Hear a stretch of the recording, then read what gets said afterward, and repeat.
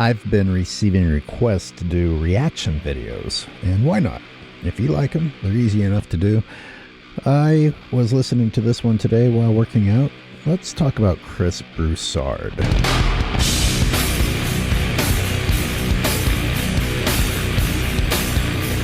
Warning bells are going off just from the title. Chris Broussard pretending to criticize LeBron James, but actually kind of defending LeBron James. It's his MO. It's what a lot of them do. They act like they're going to say something controversial, but then they always back LeBron up by saying, well, here's a justification. Now, this one says that he's doing himself a disservice by clamoring for another all-star. And I'm thinking, how is this a topic now? You know, if ever you were going to come forth with excuses for why he would do it, it would be late in his career. Where was this criticism when he was in his prime and constantly seeking to be surrounded by the best of the best? You know, he wasn't developing draftees. He was seeing who was currently at the top of their game and saying, okay, I'll take them. And here we are, Martin. Let's get this party started with the Lakers. Oh, of course. What else would you talk about? Real quick, is this all you have to do to be a podcaster? Because this is not very engaging, and the pace is terrible. And of course, JJ Redick was. And another pause. Thanks. I am asleep. What a great podcast. Introduced yesterday as the head coach of the team. And now there are, of course, articles coming out about what the Lakers need to do. Tell me a Lakers season during LeBron's time there that hasn't been the talk. Tell me one. Shit, that might go for his whole career. And the Athletic Sam Amick wrote a column. Here's a quote from it, Martin. They, meaning the Lakers, need more high-level talent, and they need it fast if they're going to keep LeBron James and Anthony Davis from growing frustrated about this uncertain Lakers future ahead. Martin? At least he has that exasperated sigh, letting us know that he's kind of sick of it. But why now? This is when you're finally sick of it? Come on. And let's just look at the sign of the times, the fact that the franchise is desperately trying to make players happy. You know, rewind like 3 decades ago where the players were trying to keep the franchises happy. And then to talk about more high-level talent. I've said this in other videos. I said it in a lot of detail in my video about a closer look at that no-talent roster and the accomplishments that each of the individuals on that Laker roster have done before joining LeBron James and done even while on the Lakers as long as LeBron wasn't playing. And even if that wasn't true, you have Anthony Davis. He's an all-time great. You have LeBron James, who is supposedly the greatest ever, according to many, and that they're still touting as currently one of the best players in the NBA. You know, even if LeBron fans are willing to admit that he's not as good as he used to be, you still have someone who, at least at one point in time, was supposedly the GOAT and just isn't quite what he used to be. Okay? So you've got the GOAT and you've got Anthony Davis, and that's not enough. They have a solid core. Of course, LeBron fans won't admit to that, but they do have a solid core. I think I am very fond of LeBron James. Sure. People think maybe not because I think Jordan's the GOAT, but I love LeBron James. I am really sick of how loosely the word love and respect are used by these guys. They say it for every player. I can't remember the last player that they didn't say that before criticizing. But why does he need to say it? I'm not really asking Chris Broussard. I'm asking you, the viewers. Why does he even feel the need to explain himself before saying something. You know, what, you aren't allowed to have an opinion? This is the exact thing that's going on with all these LeBron fans that call everyone a hater. Their entire argument is using the hater word. If you have any criticism for somebody, it's absurd. And a professional analyst should not have to preface his sentences. He should not have to explain himself. Your job is to be critical, and your job is to give praise. But it's like nowadays you're only allowed to do one of those, depending on the player, which is pretty absurd. He should not have to say this prior to, by the way, what he's about to say is not like he's coming up with shit out of nowhere. You know, it's going to be fact-based, perfectly legitimate, acceptable, reasonable things to talk about. But he still had to preface it. Oh, don't hate me, haters. Don't hate me, haters. Especially love what he does off the court, what he's about. And as a player, love him too. And there was a time earlier in his career when I thought he would become the GOAT. But I have to be objective. I think it's Jordan. But that doesn't diminish my love for LeBron James any. Okay. First of all, you had to choose what he does off the court above what he does on the court, which says a lot about his game. Secondly, what he does off the court, come on. You mean fake hate crimes? You mean falsely reading books to try and make himself look like he's a civil rights activist? You mean creating tax shelters for himself and then pretending like it was done for the sake of the good of the people? Cussing, complaining, blaming, excuse making. He does that off the court as well as on the court. You love these things, huh? Especially. That said, I think this is kind of, this sells LeBron short. Not me, but this situation he seems to, at least according to this article and, you know, in his past, puts himself in these situations where the article is saying they want a third star. How is his co-host staying awake, that fill-in for Rob Parker? Is he awake? I don't think I've seen him move. Anyway, he's wording it as if this is some sort of situation that wasn't induced by LeBron James himself. But it's not new. It's not even a little bit new. Again, it's really the core of my criticism of this entire piece is you should have been criticizing him for clamoring for a third star, or even a second star for that matter, in the middle of his prime, especially if he was ever the GOAT. You know, I was going to save this for later, but I'll say it right now. When did Jordan ever push for a big star? Clamor for a big star? Most of you LeBron people, actually most people, will say that Scottie was Michael's best teammate. Okay. That's not really saying much compared to what LeBron James has done to try and aid his career.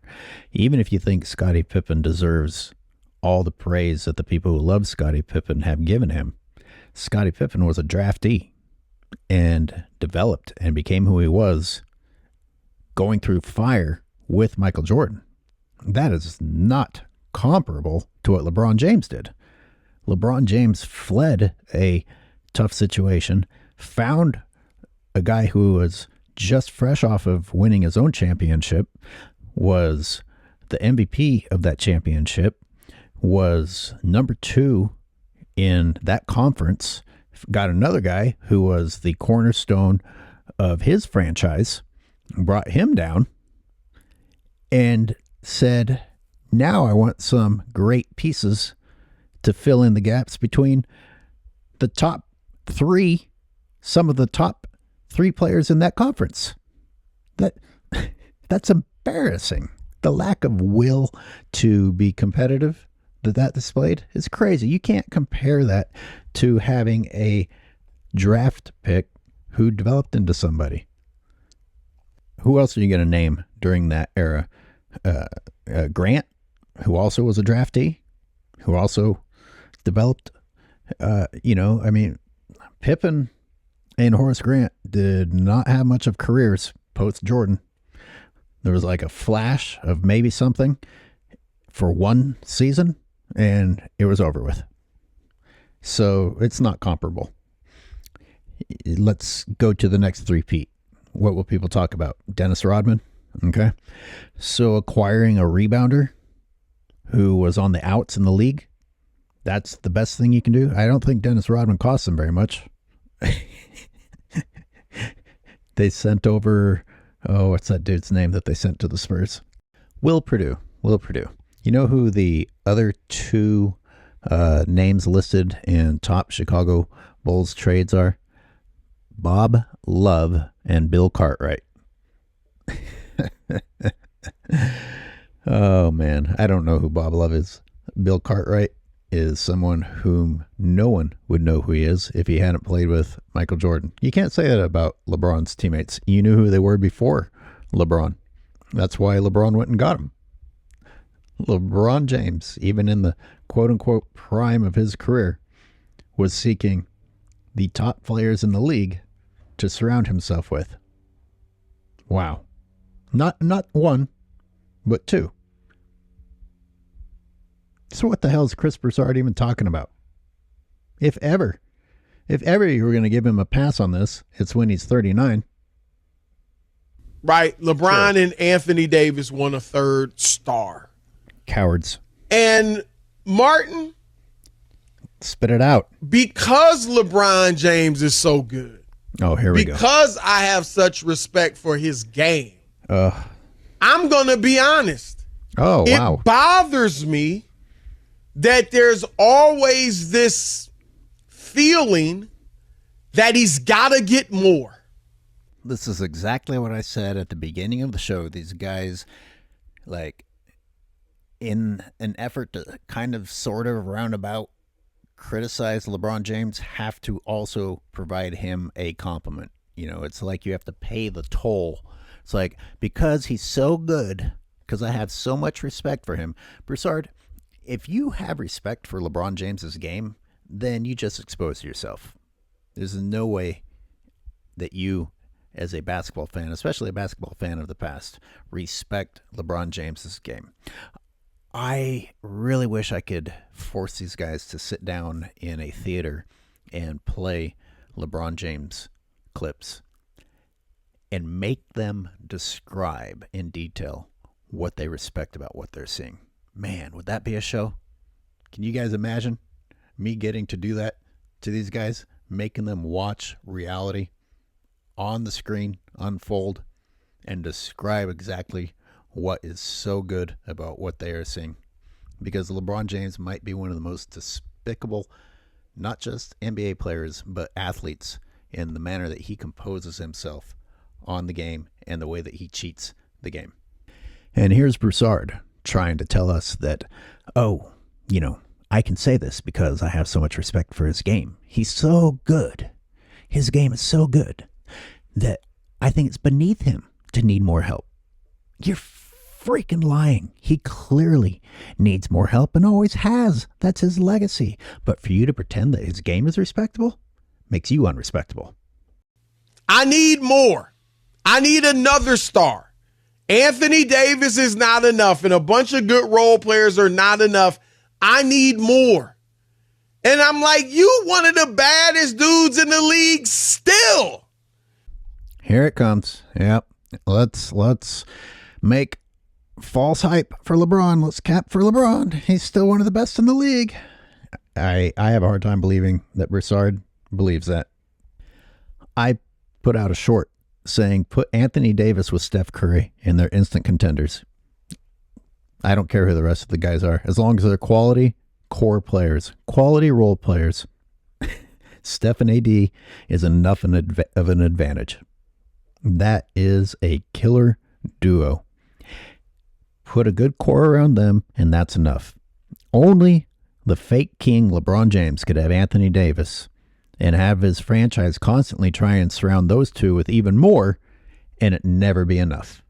You've got one of the baddest dudes in the league in his prime as your teammate.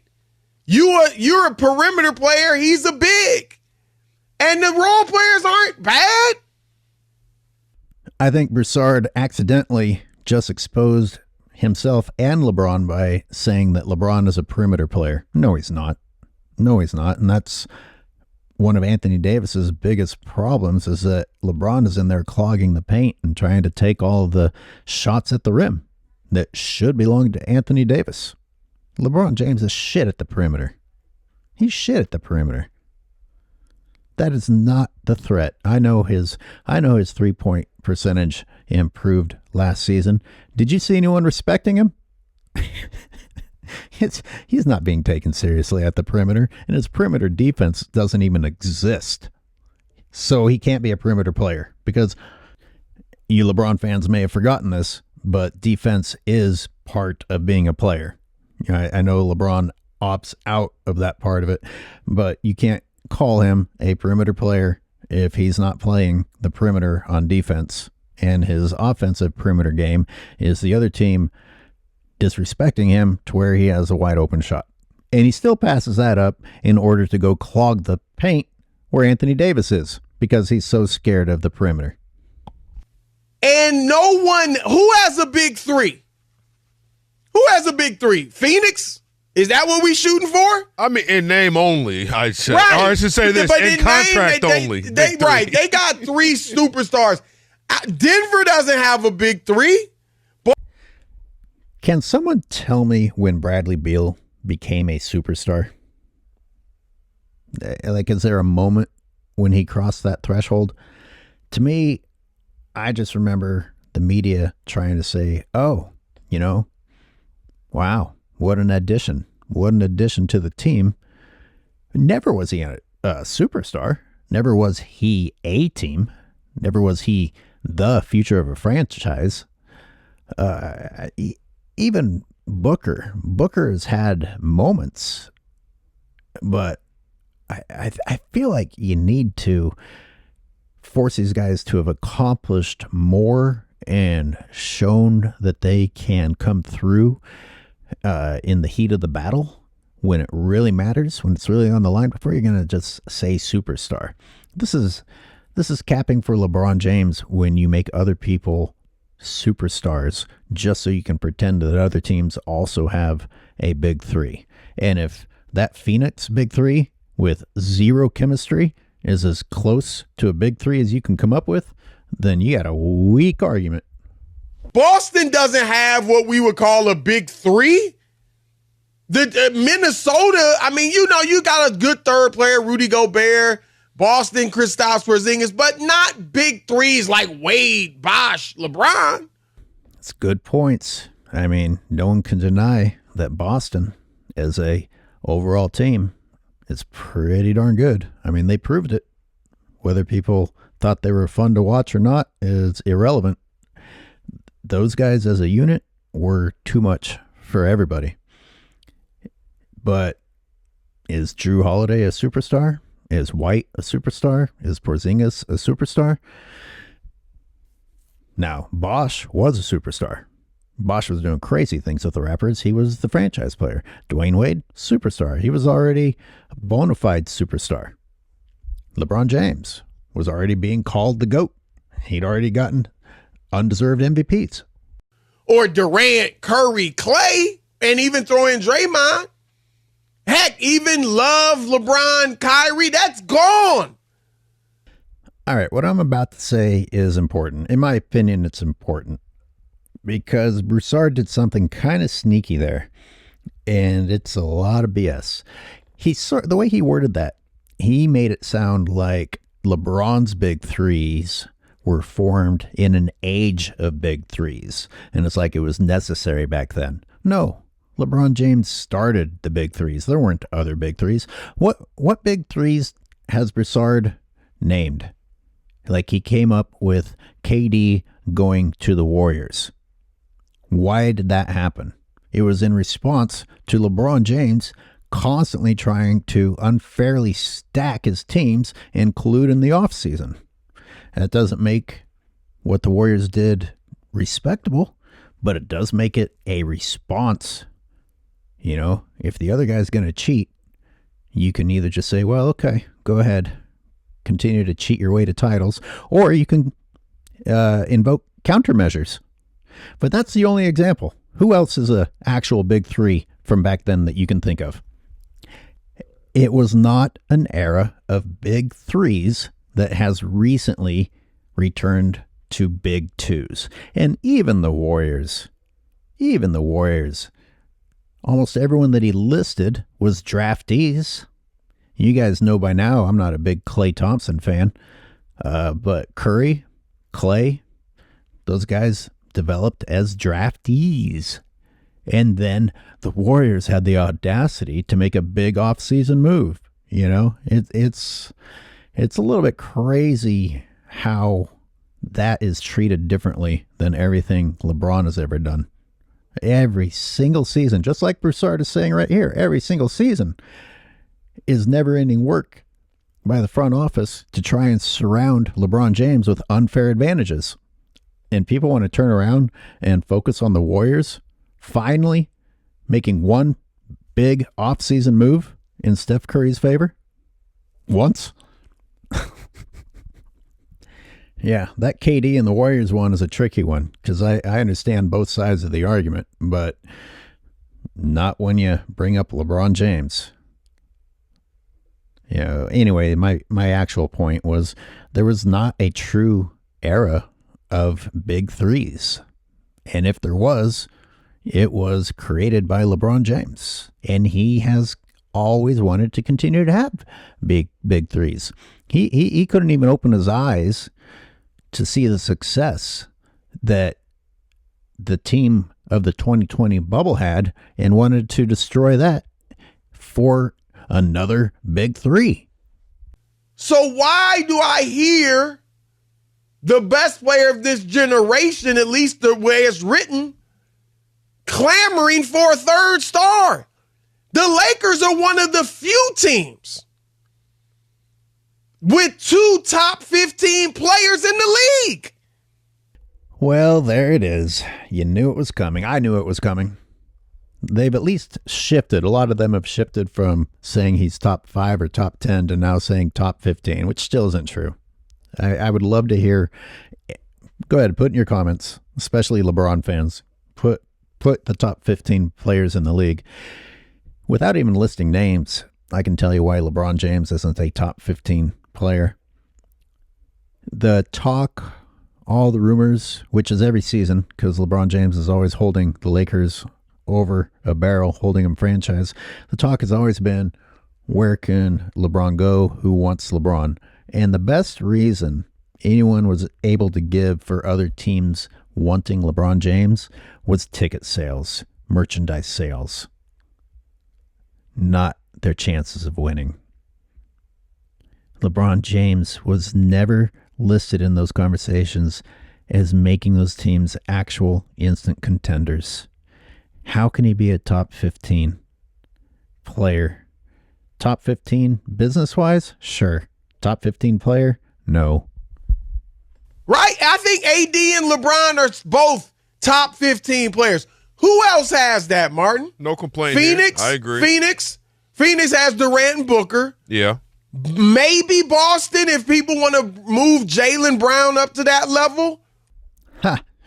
That's sort of interesting. That's funny that Jaylen Brown is the one out of the two between him and Jason Tatum that has to be moved up to superstar, even though he was the finals MVP. And I don't want to get into this Boston thing and Jason Tatum thing, but I think quite a few people think Jaylen Brown is the better of the two. And yet here we are talking about whether or not Jaylen Brown can go up into Jason Tatum's category. But it's not like, I mean, this is not an era anymore of big threes and stacked teams and all that. There it is. He did it again. And this time he said anymore. He said it's not that way anymore, meaning he is claiming that it was in fact that way at one time. Now, who did he list? Remember? Go back and listen. He listed 2 of LeBron's teams and he listed the Warriors.